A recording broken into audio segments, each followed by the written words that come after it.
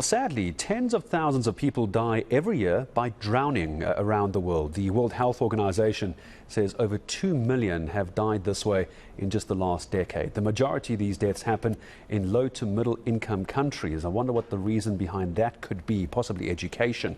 Well, importantly, today is World Drowning Prevention Day.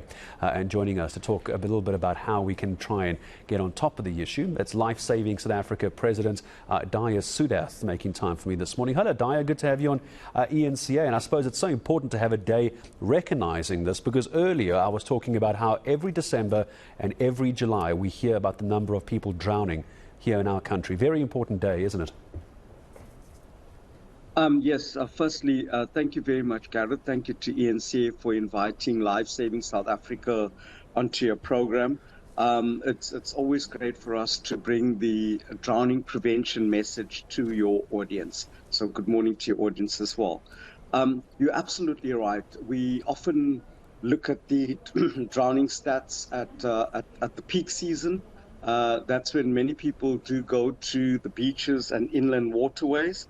But at the end of the day, drownings happen all the time. They happen even in domestic situations. And it is a preventable tragedy. And we certainly can work with various authorities to ensure that drownings are prevented.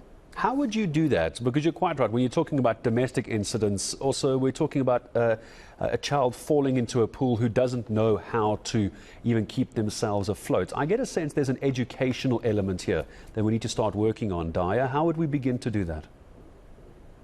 Well, absolutely. I think first and foremost, Gareth, it's important for our population to learn how to swim.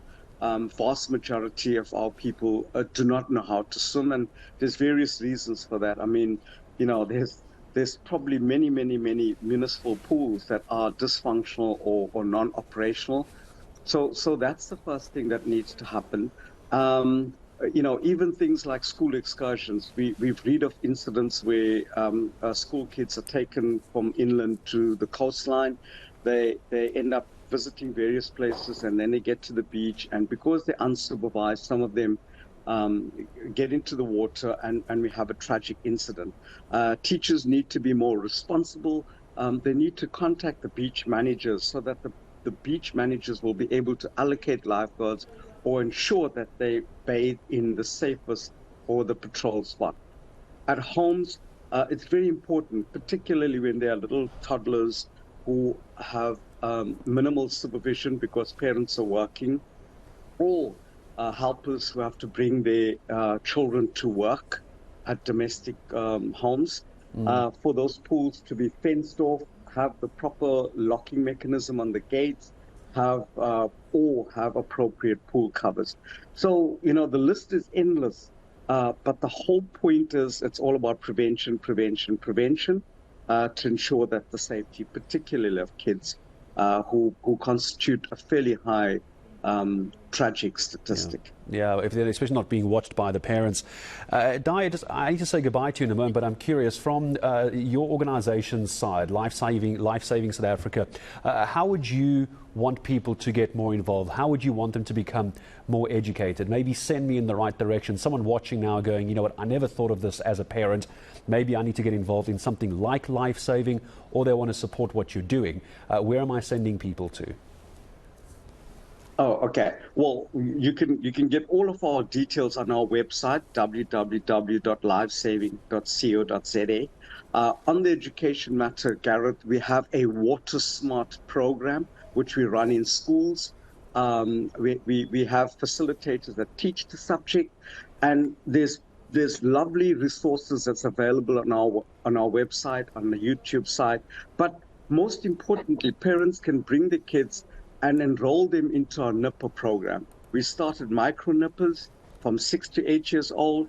Then we trained them to become accomplished water safe nippers from 8 to 14. Then they go on to junior qualifications, and finally through seniors and masters. So there's a whole lifelong learning experience. There's a whole lifelong healthy, wholesome experience in the outdoors. And we can ensure, like our thousands of nippers who are water safe, we can make those children water safe at our 86 voluntary clubs. Wow. Which are available, details which are available on our website. So you see, so easy to find out the way to do this to keep your youngsters safe. Maybe even you're an adult who's never learned to swim properly, and maybe that's something you'd like to look into. Dhaya, thank you for the details. Thanks for making time for me this morning. Dhaya Soodath is the president of Lifesaving South Africa. The reason is today is World Drowning Prevention Day, 25th of July. So many people don't know how to swim. Their youngsters don't know how to swim. It's a very good idea and very easy to get involved. My thanks to Dhaya.